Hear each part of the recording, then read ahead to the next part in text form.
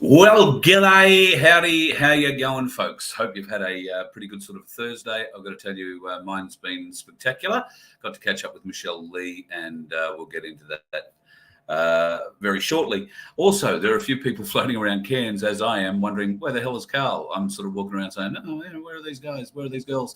It's because finding somewhere to actually catch up is bloody difficult, I've discovered. Just for no other reason in that it's, I think, Easter and life's just difficult. People have got things on and all that sort of stuff. So I apologise to those of you who've been emailing me and saying, oh, listen, we're in Cairns, let's catch up. Yes, love to do that. I don't know what you're doing tomorrow, being Good Friday. We will be, we had originally planned to leave, but one thing's led to another. I did tell you, I think we were heading up to Cooktown. We are still heading up to Cooktown. We're just not going to head up tomorrow. More on that later, though. There is a lot of things coming up in Cooktown, and we'd like to be part of a few of those. So the Galactic Larrikins, if they've tuned in, we have to talk is basically the message I send to them. The love for the Voice of Freedom up here is quite overwhelming. I just want to thank everybody who's made contact. I have had people from Mossman to Mackay, Rockhampton, Yeppoon, leave messages along the coast, Ingham, Townsville, Mareeba up the hill, and of course where we're heading Saturday. Saturday, well, I'll tell you about that shortly, but we're heading for Tolga on Saturday. Going to have lunch at the pub. Don't know how many seats there are available. Sounds like a busy little pub. But there is a group there that we're going to catch up with. So looking forward to that on Saturday. Then doing a little bit of a round trip going to Mount Malloy Saturday evening, and then back into Cairns before leaving for home on Sunday. When I say for home, that's a few days away yet. I think we'll be stopping in Townsville. Got to catch up with the My Place folks in Townsville and the two Peters. I'm dealing with Peter 1 or Peter 2. I don't know. You guys figure it out. But I'm dealing with one of the Peters at the moment, and we'll wind up catching up, I'm sure. Hopefully, I'm going to be having a chat with a guy in a pub in Townsville. Might be able to get a room where we can sit down and have something on Sunday evening, potentially, or maybe even Monday. It's really finding somewhere where we can stay with the dog that is our only limiting factor. So that's what we're doing for Townsville. I will be calling in to Ingham, a bit of a drop in there with Pete on the way back. Pete, I'll be in touch. Send me another email or give me a call or whatever you're going to do. We will catch up on the side of the road. I don't think we're going to get the Hinchinbrook Channel tour trip this time. Tides, I don't think, are going to work in our favours and timing. But got news on that too, and I'll word you up when we are in contact. But yeah, we'll catch up on the side of the road. Sounds like a great place to have a coffee and a bit of a break after we leave here on Sunday. Looking forward to seeing everybody along the road as we head back down south. Mackay, some folks have reached out from Mackay. There have been numerous attempts from Rockhampton and Yeppoon area. We don't mind. I know there's a lot of fighting goes on between Rocky and Yeppoon about who's who in the zoo. Well, we don't mind if people in Rockhampton don't want to travel to Yeppoon and people in Yeppoon are quite happy to go to Rockhampton. We're quite happy to come to both places. It's no great pain to do a show, a lunchtime show in Yeppoon and an evening one in Rocky, or vice versa. So if you want to do that, let's figure that out, and we can do that next week on the way back. Just overwhelming support up here, not just of the Voice of Freedom, but for everything that we stand for, folks. This is something that I'm learning has been growing behind my back. I hadn't really realised what the Voice of Freedom does mean to so many people. I knew that there was strong feeling in southern states, in Melbourne and Sydney, where I've been, and through New South Wales and Victoria. But seemingly far north Queenslanders too are very much in the same boat. Now, they're used to isolation, but isolation in a different way. A lot of very clear thinking people up here, and I'm pleased to see that they're gathered together in small groups where they can, and uniting. They're growing their communities. They're not being divisive elements. They are being uniting community elements and educating, bringing together people. And up here, it's a whole different form of what you can grow when you can grow it kind of thing. So there are people here who are developing crops, all sorts of different crops, and have a lot of fruit and other stuff that is capable of being shipped south through the My Place network, which is something Darren Bergwerf and I have discussed before, and certainly something we're trying to hook up. And any owner drivers who have, I guess, anything from a semi-trailer to a B double.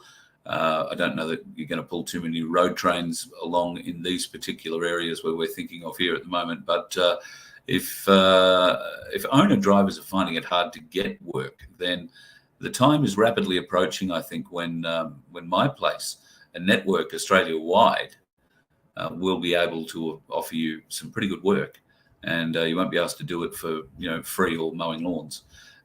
So bear that in mind. Please reach out to your nearest My Place and or contact me, carl@vofhq.com, and I will put you in touch with the transportation folks in every state. And it really is like that. It's growing in every state. So important that we get a transport network that we can rely on to help sustain this growth through the My Place network and the, mRNA-free food that we plan to be growing. Now, there's been a lot of talk about the mRNA in our food, particularly lately. It's been discovered in beef, in supermarkets in America. It's been discovered in the blood that they've sampled, at least, of the meat products. And it certainly looks like they've been putting it into the food chain over there for some time. I guess if it's not happening here already, it won't be too far. So David Nixon might be able to help me more with that sort of thing. He knows a lot more about blood analysis. So when I get back to Brisbane, we will be catching up. We've sort of been dodging phone calls on each other now for a week and a bit. And he's keen to see what I've got out of the water. And we might even start looking at some of the blood that's in our supermarket meat as well. It's important, folks, that we know what's in that, because as we know, if it hasn't started already, it's about to. They're going to start jabbing every animal that goes through a sale yard, and that will inevitably wind up in our food chain in various different ways, because they don't just sell beef through the sale yards; they sell milking cows as well. So Anyway, look on to a happier subject. Those of a certain age will have grown up with a television show called Happy Days. Remember that? Bloody great show. I was glued to it as a kid, and probably as a young adult, and as a medium adult, and now as an older adult. If they were playing it again on the telly today, I would be watching it. It was a fabulous, fabulous show. And what was the name of the place where Fonzie and everybody used to go to make out? Inspiration Point, was it? I mean, every town had an inspiration point, or a lover's lane, or a Porky's Pass. I know somebody that, of course, had a place in their town called Porky's Pass. Well, driving around Cairns today, I found out what that particular area is called in Cairns. Not Inspiration Point, not Lover's Leap. Nope.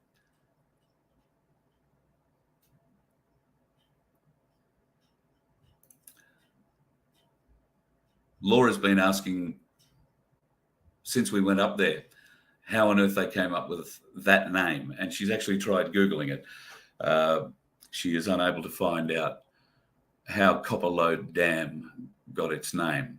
But yes, bloody beautiful drive up there, but it's a narrow, twisty little road if you're a bit nervous about those sorts of things.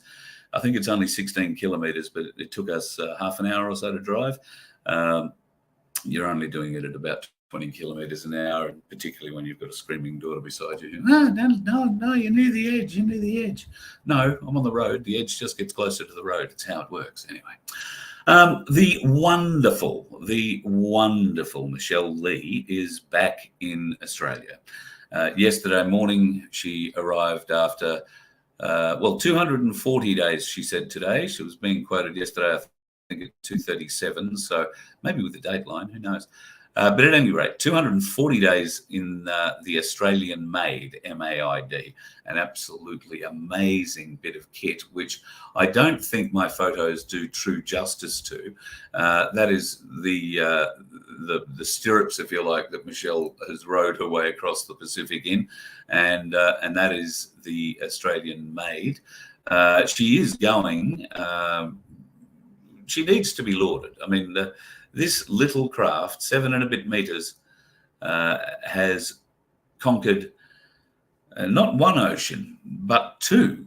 And I'm just amazed that a craft like that can do that, take that sort of punishment. Absolutely amazing. And the oars in that craft, same oars that she took, the original pair of oars that she has, are the same oars she rode across the Atlantic with. Unbelievable. Anyway, let's hear from the lady herself and find out how the first 24 hours back on terra firma has played out. Michelle Lee, welcome back to Australia. Welcome back home. Thank you, Carl. It's so good to be home. And I'm tapping my heels together with my little red slippers. There's no place like home. There's no place like home. So we're about 27 hours now since you arrived in Port Douglas. Just talk me through the feelings you had as you rounded the point. Oh, man. They were mixed emotions, and I actually felt quite choked up. And I could hear everyone cheering and shouting, and there were the hooters going, and I was concentrating on, I was rowing against the tide. The tide had just turned, and there was a risk that I actually wasn't going to be able to row against it, which meant I would have then been stuck for 6 hours on my anchor, waiting for that tide to turn to come back in. So I had my VHF radio planted on the deck next to me. I was trying to take the orders from the support boat, so they were like guiding me, saying, okay, Michelle, we just need you to go 2 degrees to port, hold that angle, bring it back up a little bit to starboard. They're telling me, I'm listening to all the screaming and rah, rah, rah. And I had to row with like maximum effort to get through that tide. So, they made me work for it, that's for sure. Absolutely. When I heard all the cheering and stuff, I actually got very choked up, and I was like, oh my God, this is it, I'm coming in. Like, shit, I'm going to be dealing with people again, so it's a bit overwhelming, I think. I think you dealt with it magnificently. I watched sort of from the sidelines for the day, and there are a lot of happy people to see. There are a lot of friends and family. I've been lucky enough to be talking to your mum and your brother this morning.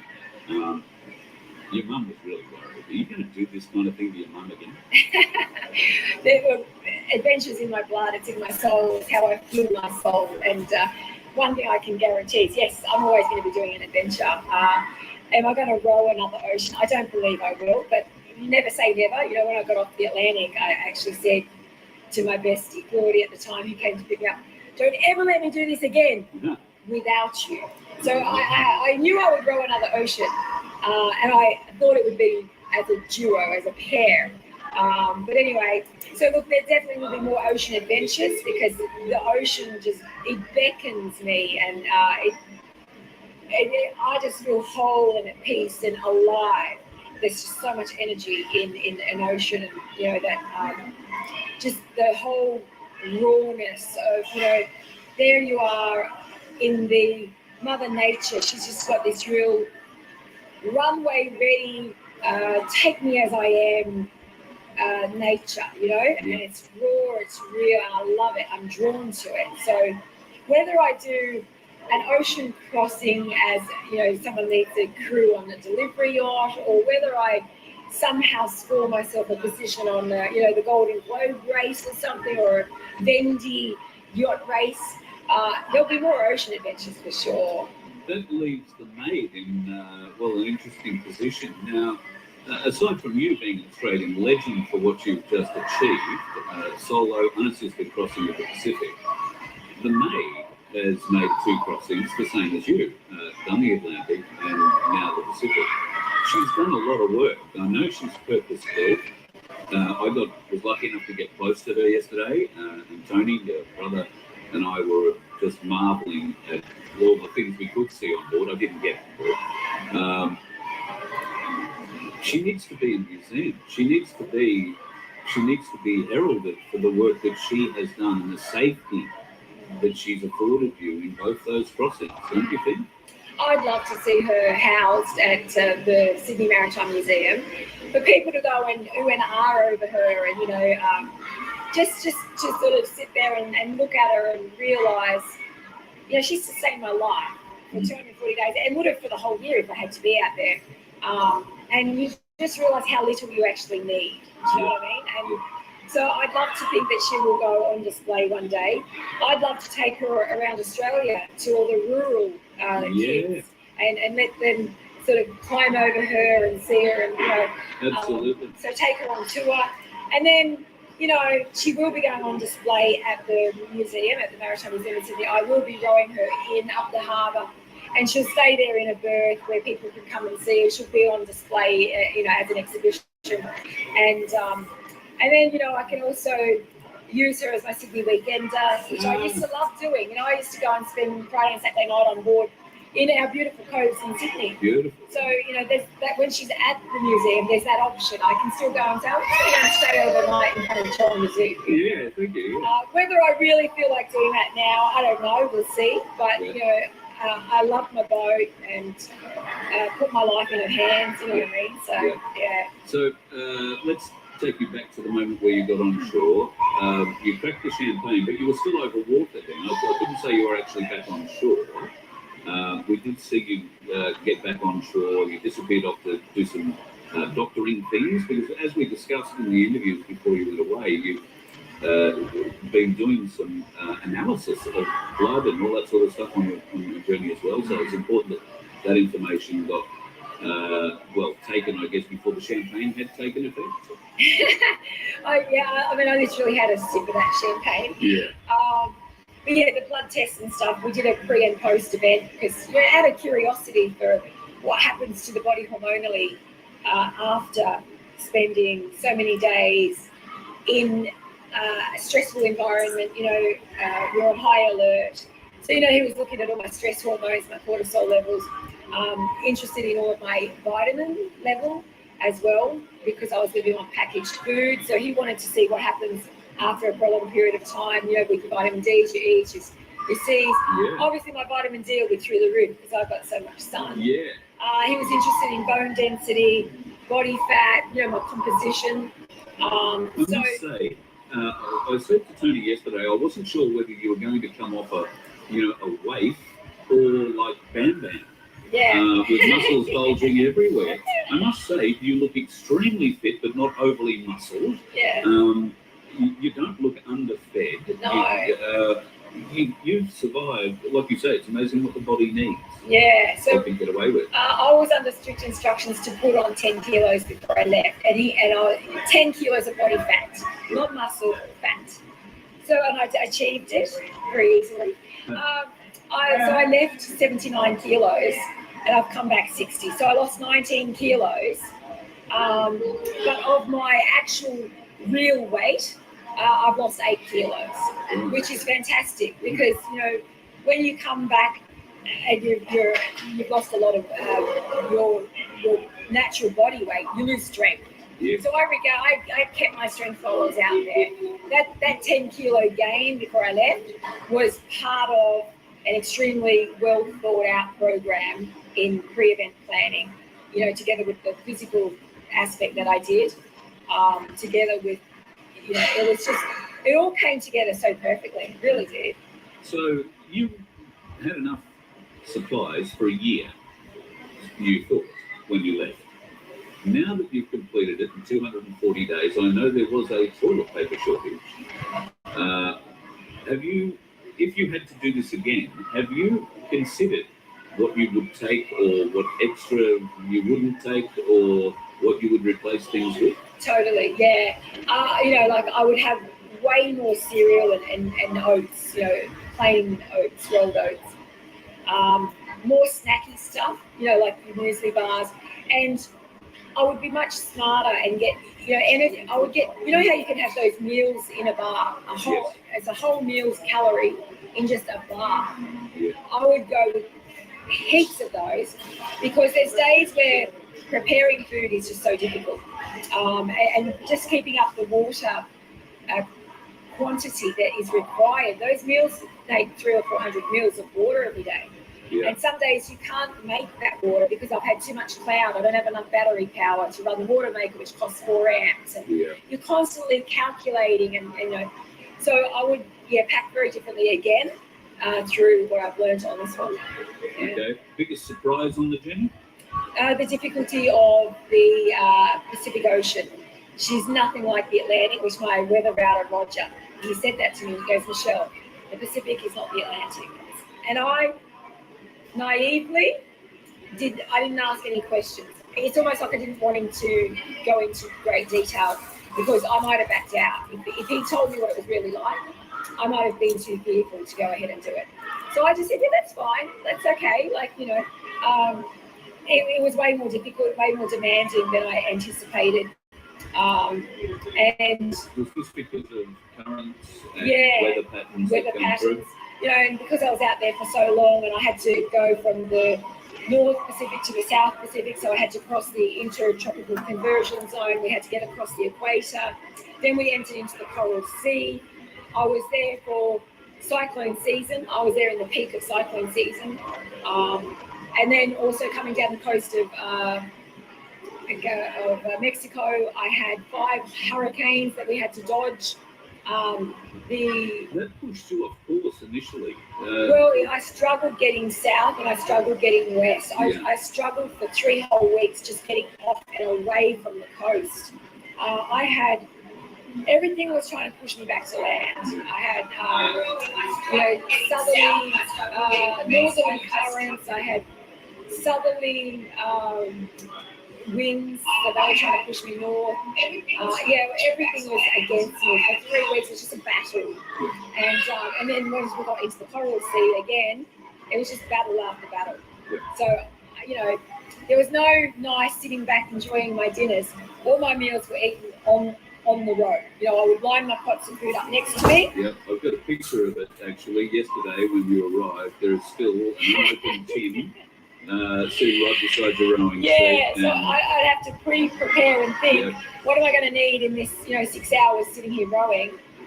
Because you just got to keep the calories up. You've got to keep the fuel and the energy up. So I would just literally lay food out there ready just to grab on the go. Yeah.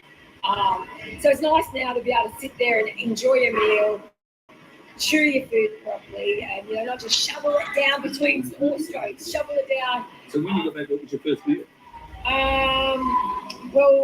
Actually, it was rice cakes with peanut butter and a banana. Oh. It was a Reese peanut butter chocolate cup thing, and then I just nibbled on people's stuff that they ordered for lunch, a couple of chips here and prawns and stuff. But my real meal was last night. I had a burger. I had a wagyu beef burger. It was bloody beautiful. So you rode all night, partied all day, or at least until 2 o'clock, and then came back to Cairns. When did you get to bed? About 11:30 p.m. Wow. Yeah, so it was a big day, and you got a lot of adrenaline, of course, flowing, and then I finally flaked at about 11:30 and slept like a log in between normal, because it's now normal for me to wake up every couple of hours. Yes. That's normal. So it's a routine pattern that we'll have to fade in time. So I woke up in my hotel bed and I was like, I know I'm not on the boat, but where am I? I'm looking sideways like this. And then when I realised you don't have to worry about the weather, the drift, you don't have to worry about is there any shipping. And I was like, I could just snuggle back down. This is Kevin, not to worry. Yeah, that would be an absolutely wonderful thing. Yeah. I know that a lot of people say, you're terribly brave, but there must have been scary moments. Plenty. And that's my thing now. Do it scared. Don't do nothing. Just do what it is that is stopping you from achieving an idea or a goal or a desire. Do it scared. Like there were so many things I had to do for the first time in real conditions. Go and deploy my sea anchor in 20 knot winds with the boat bucking around like a maniac, waves crashing over the boat. I've never deployed this thing before. It was brand spanking new. Yeah. And I didn't really know, put 2 legs out, 3 legs out, everything's trial and error. And I just said to myself, all right, you know what? I played it over in my head. I'm like, okay, you're going to get that, you're going to shackle that to there, you're going to put this, had it all mapped out in my head, went up, and I was sitting there, I was like, okay, 3, 2, 1, go. Get it done, Michelle. Went up the bow, did it, because I practiced it and rehearsed it, so it's almost like I've done it. Yeah. And as soon as I got that thing out, and my boat just came around, and she just settled bow into the conditions, I was like, oh my God, how good is the Jordan Series drive? Like my boat calmed down, I felt safe, I felt, this thing's great. And then it built my confidence. Next time I had to get it out, it was no big deal. It was like, you've been here before, you've done this, just get it out. And so, this is the thing, you just got to do it scared. And you're often surprised by the results. There were many things that I was afraid of. And after I did it, I was like, okay, that wasn't actually that bad. And it normally and usually it's not as bad as we make it out in our head. Yeah. We build things up and just do it scared. I can see you being such an inspiration to young women, but young men as well, all around the country, with an adventurous spirit, a desire to go out and do things, whether it's just to achieve something because you can, or just to see if you can. You're such an inspiration to so many people, and I want to thank you for sharing your journey with us as you have from the beginning now to, well, I'm not going to call it the end, because there is so much ahead for you. I believe, I missed your Channel 7 interview this morning, but I believe that Koshi is quite enamoured with you. Maybe a day out on Sydney Harbour teaching you how to row the maid could be set up. That could be a bit of fun. Or seeing whether or not we can fit in the fit inside your sleeping compartment. Yeah, right. I don't think you fit. Without being rude, you're not terribly tall. Yeah. But that area that you have to live in on the Maid, as your brother Tony described it yesterday, is no bigger than a single cab Hilux. Yeah, fair enough. Yeah, true story. Yeah. It's very confined living. It was you just have nothing but essentials. Nothing unnecessary. Everything that you had on board had to have a purpose, and if it didn't, you ditch it. That's how you go through the packing process. She's longer than I am tall, so I could lay completely flat. But when I was sitting upright, my head touches, so you're not comfortable to sit. Yeah. So I had to spend most of my time laying. Well, I'm going to let you go because I know you've got a lot of friends and family still to see, so I don't want to hang you up. But I want to tell you that there is a ukulele group in Brisbane that are ready to bring you to town and take you on a ukulele tour of the town. Are you serious? Wow. So when you've got the ukulele sorted and unpacked from the Maid, and you're feeling, look, you're going to go off and traipse around some Spanish mountain for the next. I'd like to try and get on the Santiago de Camino trail with Nikki. She's leaving in 3 weeks though. Right. So, I've been away 10 months. I'm home for 3 weeks and I'm about to say, oh, by the way, I'm just going for another month. If I really want to try and make that happen. Yeah. We'll see how we go. It would be magnificent too. It's 1,000 kilometres. I love the long distance semi-endurance events. I love them. Well, that regional tour of Australia, we can put you on a skateboard and just tow you behind the trailer if you like. That'd be an endurance of it itself. It certainly would be, yes. So, yeah. Thank you so much for sharing the journey with us. And there's so many Voice of Freedom folks who I know are just so happy that you're home safe. Oh, thanks, guys. And seriously, thank you to all the dog watchers, to all my supporters. And, it's not, you don't do these things without that energy and that support. And, my sponsors who come on board, who are prepared to, make a financial investment in something that they don't even know that you're going to complete, So thanks to everybody, and let's adventure together some more. Awesome. Absolutely.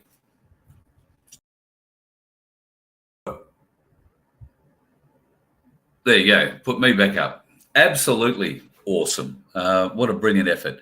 Her family today were spectacular. I spoke to her mum for a little while before I got to sit down with Michelle. And her mum was more concerned about this trip than she was about the Atlantic one. And I said, well, wouldn't have the Atlantic trip eased your fears a little bit? She said, no, not at all, because the Atlantic trip was a race. So there were a few people doing that race, and it was being tracked, infinitely tracked. There were support vessels, floating along, well, not close to them, but within sort of rescue distance if something happened. But Michelle's journey across the Pacific, vastly different. And there were nights where she said she woke up where she dreamed that she was drowning, and was very concerned. And they hang around the phone waiting for the next day's phone call, sort of thing, or they could try and attempt to ring her through satellite communications as well, but sometimes that wasn't possible.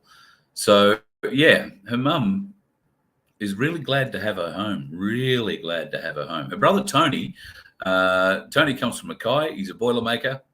Bloody top bloke. We spent some time yesterday beside the maid talking about her. He's in awe of his sister, as anybody would be. He's a pretty shy bloke. Doesn't want to come on camera. Doesn't want to talk about her. But we spoke privately, and he's as he should be, in awe of her abilities and her capabilities. And for anybody who struggles, to get out of bed, to make that bed, to clean up the house, to do whatever, just think of Michelle Lee. Try and be inspired by Michelle Lee. The mental strength and the not mind games, but the mental training that she's had is such an inspiration. To get out of bed, out of a cabin that is, like the front seat of a Hilux, and row for 240 days, get back on that seat, put her feet back in those stirrups, pick up those carbon fiber oars and just put her back into it and row. And all you can see is wave after wave after wave, or swell after swell after swell. And they're not little swells. As you heard her say there, the moment of putting out the drogue the first time was particularly frightening for her. So there are other frightening aspects we didn't talk about today. The shark landing on the boat, the sharks bashing her boat because she had so many other fish living underneath it pretty much the whole way across. She watched whole generations of fish being being eaten by sharks that were being born by sharks that were under the boat. The circle of life all happening around her. I'm really glad to hear that the maid is going to go to Sydney and go to the Australian Maritime Museum. She hopes that she'll be birthed there, and that being the case, she'll be able to get in her occasionally and say, if I want to go over and have a night at Taronga Zoo off there, I will. So awesome if she chooses to do that. And whether or not she gets to go and do that trek with Nikki, who knows? I guess we'll find out in the coming weeks. But at the moment, I think recovery is the big thing. She had one massage this morning, apparently, and she's not sore, she's not stiff, she's rare and ready to go. As you said, as you heard in the interview, she's still waking up every couple of hours, but that, as she said, will fade. And I'm sure once she gets used to being back on land, she's still a little bit wobbly on her feet, but getting over it pretty quickly. She is going to be in Cairns for the next few days, and I think if it's not tomorrow, it's the next day. She'll be heading back to Sydney and catching up with her friends down there who couldn't make it up here for her arrival. She wanted me to especially pass on her thanks for everybody that's been dot watching, as she calls it, for her entire journey, sending messages of support through the website and everything else, and particularly for the love that she's experienced through Voice of Freedom people up here. We have seen quite a few folks up here yesterday that were here to welcome her back, and they've obviously said a few things to her along the way too, so I appreciate that too, folks. Lovely words said. I really do appreciate it. Let me have a look here. I have starred a few comments, so I will go back to the top and try and figure out. There they are. Billum. Oh, you guys are in town. All right, let me have a bit of a look here. Tomorrow, the wife and I'd love to go meet up. Yeah, okay, beautiful. Tomorrow.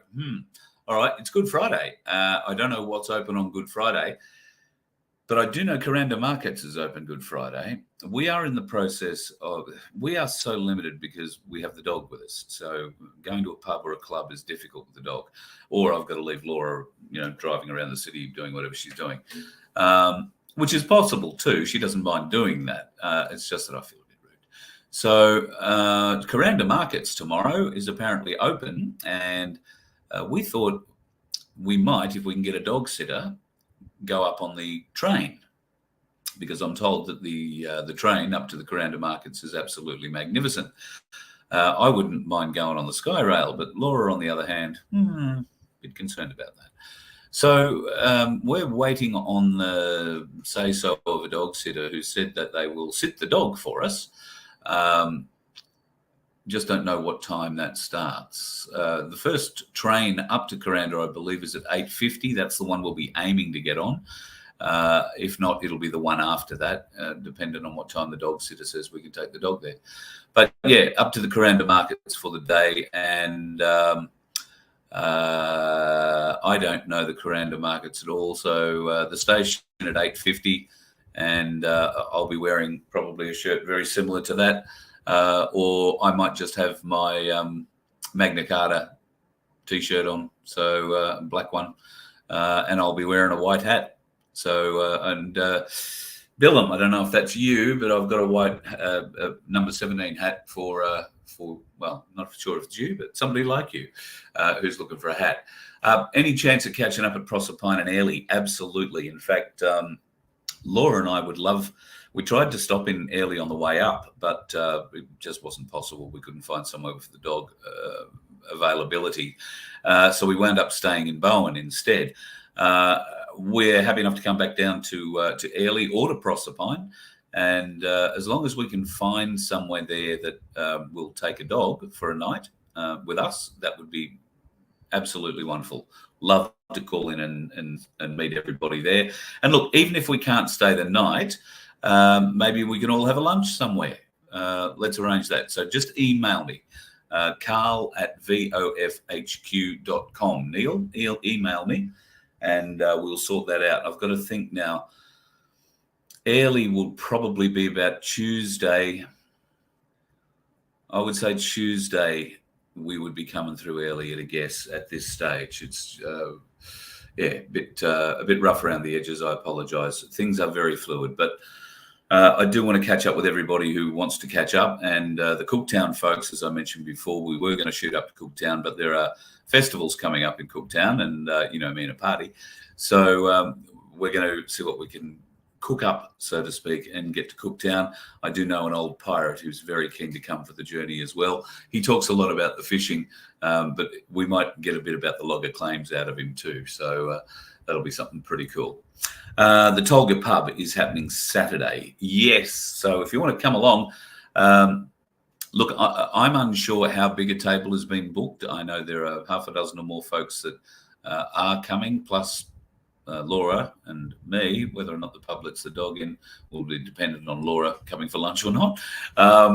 But yeah, we'll be at the Tolga pub for lunch. 12 o'clock is the plan. So I thought what we might try and do, as I hear the Mariba markets are on Saturday morning, so I thought maybe we'll bail out of here relatively early and climb up the hill to Mariba. There is a market happening at the park. I want to say it's Centennial Park in the main street of Mariba, if I remember it correctly. I've got a horrible vomit story about Mariba, but I'm going to try and redeem myself. And then I believe there is also another one happening at the Mariba Racecourse. So we're going to try and get to both of those just to swing past and say hi if anybody wants to, but more particularly to have a look at what's going. I'm in the market for a stock whip. Don't ask why. Well, I know you're going to ask why, but I'm not going to tell you. Then we're going to head to Tolga for lunch.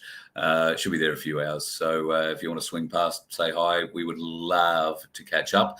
And I'm not really knowing how populous it is, but there is a very, very, very high chance that I will be going to the Mount Malloy pub on Saturday night for dinner. So there are some people there I'm going to catch up with. And if you happen to be in that area and you know where the Mount Malloy pub is, then pop into the Mount Malloy pub Saturday night. We'll be there for sure. Then we're coming back to Cairns and shooting off Sunday morning. We will call in and catch up with Pete in Ingham on the way down and wind up in Townsville. Not a long drive that day, but we'll wind up in Townsville with the aim to catch up with the My Place people in Townsville there, and maybe Jamie at the pub, and we might have a show there. I'll try and have details of that for you sorted out by tomorrow night, maybe Saturday. I will have something of a show tomorrow, but I don't expect it's going to be full of intel or anything terribly exciting. We will see what's happening. David Rogers, let's go Brandon. Well, Brandon is a town that you drive through, believe it or not, coming up here. So I'm not sure, Dave, if you're suggesting that I need to go to Brandon or we're doing something here about Biden. But Laura used to live in Brandon years ago. She moved to Queensland, didn't tell me. Whole other story. Until I get the phone call that I'm leaving Brandon. Can I come and see you? And I was like, well, where the hell's Brandon? Oh, just north of Townsville, south of Townsville. Before Ayr, I think it was, or just after Ayr. Anyway, we found the house she used to live in the other day. We drove past. It was all very exciting. You're off tomorrow too. You're in Cairns. All right. Well, email carl@vofhq.com. I will get that on my phone, and it doesn't matter, but we will be at the Cranda Markets tomorrow. The plan is to go early and be back, I don't know, sometime early afternoon. So I haven't found a pub. I haven't found a venue. I haven't found a pub where you can just pull up and have a beer. All of them seem to be gathered around the marina area and don't welcome dogs. So if we could find a pub or something for tomorrow night, maybe we can catch up somewhere. Let me know. Just you pick the place. I'll be there tomorrow night. How good's that? Email me, carl@vofhq.com. That will be easy. You're not far, Bill. You're not far. You're not far. You're not far. Yes. All right. Cool. So I think I've addressed all of those questions. Anything else that's been thrown up in here?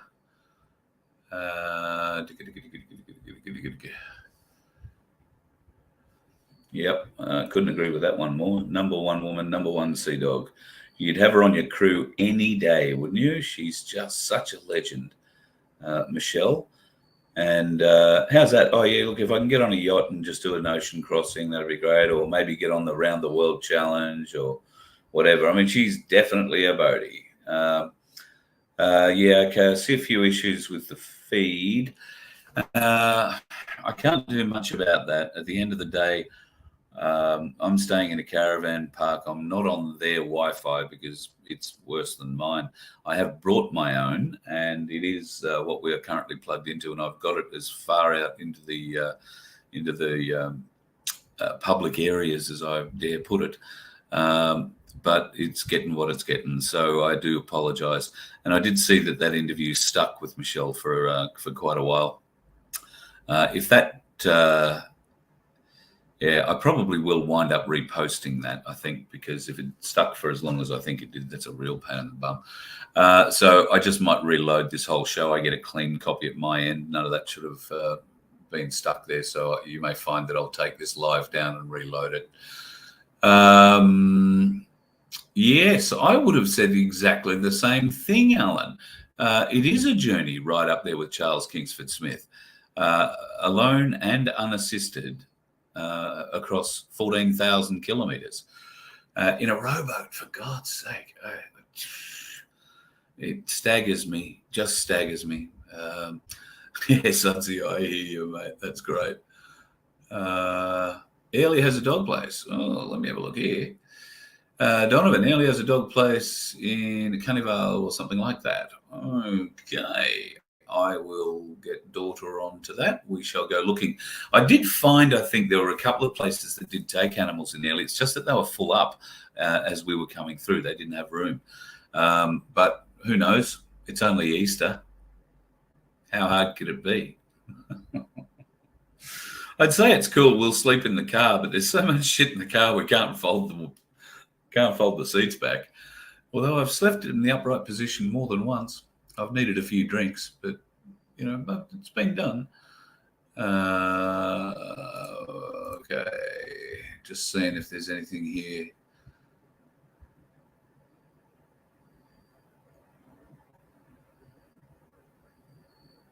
Bloody hell! Get into it, Dave. Well done, congratulations. Yes, well, I think losing weight is something I could certainly bear considering more. I need to stop sugar. That's my biggest problem. Weight sounds like a fun thing because I'm already flabby enough. If I lose weight, I'm just going to get flabbier. So, yeah, I'm going to need to consider doing something along those lines. I need to do something about myself, take responsibility. If Michelle can row across the bloody ocean, I can lose a few kilos. It isn't all that difficult. Brandon, Home Hill, beautiful part of the world, Christoph. We came through there. Really, the Vatican River there at Home Hill is staggering. People don't really appreciate it, I guess, when they come over it, that it floods and can cover that bridge quite easily. It's a very high bridge over a very wide river, folks. And you would think there is not a hope in hell that it would ever get blocked off. Well, she do. But marvellous piece of engineering. Oh, no. Okay, well, don't get pissed off because there is news. This trip has been, while difficult in some aspects because of having to wait for Michelle to arrive, not really knowing what was going on with her arrival, when we'd be able to get in contact, all that sort of stuff. It's been difficult to make plans. And the fact that I've not been up here before ever, and I don't really know too many people up here. I haven't been able to say, okay, well, we can go to this golf club, or we can go to that tavern, or we can go to wherever. This, for me, has been as much of a recce tour as anything else. And it really wasn't what I set out to do. It's just what it's turned into being. And that's because of you. Thank you. I can't believe how many people up here have reached out. So we're coming back, and we're going to come back and do proper shows. We're going to come back with all the gear, and I hopefully will have a chat with the Galactic Larrikins, and I'll have them come back with me so that we can do it properly. That means that everybody that I've made contact with up here, particularly in Cairns, will not miss out. We will set it up properly, and John Wilson will be with us when we come back, and we will go all the way up to Cooktown, and we will do shows at every place that's contacted me, I promise you, including, oh, hang on, I've got a list. Mission Beach. We're coming to Mission Beach. Where else are we going? Townsville, Palmer River, Hinchinbrook, Tolga, Cooktown, Mariba, Cairns, obviously. There is talk about a show in Mossman. I would like to see whether or not we couldn't do one in the Daintree somewhere. And get a few of the locals. I was speaking today with Rhonda in Cooktown, and one of the things I'm particularly interested in exposing or exposing to us is the fact that there are a lot of alternative medicines and a lot of indigenous medicines being used in that area, and they're being found out of the plants that live in the rainforest. So I think that is just a magnificent thing to explore and learn more about. I'm also keen to learn more about Cooktown itself and its history. And I was really blown away today to learn that there is a reenactment of Captain Cook's arrival, if you like, in Cooktown back in the day. Now, we're probably led to believe that it wasn't a terribly friendly meeting between Captain Cook and the locals of the area, but that isn't the case. Cook had damaged and put the Endeavour onto a reef, and she needed repairs, and those repairs took some 2 and a bit months. So he was living with the local Indigenous population for 2 months. However, when he wrote his notes and sent them back to England, that part didn't make the story. He did, in fact, declare Australia terra nullis. There is nobody there. And that was the reason the English got to plant the flag, so to speak. But it's interesting, in Cook's diaries at the time, and I believe in the Cook Museum in Cooktown you can see these diaries, he has said he has seen the fires of the locals in the hills, had seen locals walking along the beaches. So he knew that Australia was not terra nullis. It was, in fact, inhabited. There were people on the land, and that makes a big difference. That's something we're going to talk a lot more about as the Voice referendum gets closer, because it's important that we really understand what that means. Declaring Australia terra nullis is something Cook did illegally, and his own diary provides the evidence of the lie. Where does that leave Australia? Not completely sure. Maybe I've got to go to the Cooktown Museum to find out. If that's a trip you'd like to make, and there is going to be a festival in Cooktown the weekend that we go. Don't know if it's going to be a music festival, because I believe they get a hell of a music festival up there, or whether it's going to be the enactment weekend, or whether or not that is in fact the same weekend. Who knows? We might go for 2 weekends. We could have that much fun. We may stay for as long as it takes in between those 2 weekends. It's a great place to go and be. A real, I guess, one of the last outposts of Australia, and an exciting place to live, I'm led to believe. So thank you to the people who have made the offer for us to come up there. I'm so pleased that there are a group of you together, and you're apparently wide awake. So that's awesome. We'd love to come and support you, and keep an eye on my place.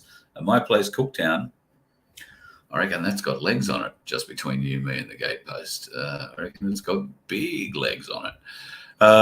What else do I have to talk to you about today? Robert Kennedy Jr. is going to run in opposition to Joe Biden on the Democratic ticket for president in 2024. That's going to cause the Democrats a conundrum, isn't it? How are they going to attack Trump and Robert Kennedy Jr., one of their own? Going to be very interesting, because Robert Kennedy Jr. is not a supporter of the Jibbity Jab. He has been a very, very, very loud proponent against it. So he's been the only person, as far as I'm aware, certainly of any note, that has stepped out from the Democratic side of politics in the US and has stood up. Throws an interesting wrinkle into 2024, doesn't it? Also, it seems likely that they're going to try and drag out Donald Trump's case well into 2024, which will blur the lines regarding his ability to run for re-election. Can somebody currently, in a court case run for president? Yes, I guess they probably can. Will he be able to do a good job of it? The court case, absolutely. Running for president, absolutely. I think he can do them both with his eyes closed, standing on his head at the same time. That might be because there's more than one of him, but I guess we'll have to wait and find out. Oh, folks, it's been another beautiful day up here in paradise. I don't know what people say about it being so hot, other than the fact it's bloody hot during the day. But if you get your hat on, it's not all that bad. There is plenty of air-conditioned shops that you can pop into. It's not exorbitantly expensive. Fuel isn't $2.90 a litre or anything silly. It's under $2 a litre in Cairns at the moment. And we didn't pay anywhere near $2, I don't think, anywhere on the way up. I think we paid about $1.91 on 91.95 most of the way up. So, pretty good. Didn't need too many tanks of fuel either. Got some really good mileage in the car because we're not towing the trailer. Makes it a lot easier. So if you are thinking of coming up this way, I'm told June, July, cooler months, and very, very nice part of the time. Very, very nice part of the year. That is around when we're looking at coming. So I will let you know exact dates, and if you want to come with us and do the little tour, we'll make it a convoy, and you can come for the drive. Really love that, and I know the Galactic Larrikins will too. And there are a couple of dogs who'd be pretty keen on making a few new friends too. Being on the road with us, you can be assured there'll be no dickheads. You let one ant stand up to us, then they all might stand up. Those puny little ants outnumber us 100 to 1. And if they ever figure that out, there goes our way of life. It's not about food. It's about keeping those ants in line. That's why we're going back. Does anybody else want to stay? Let's ride!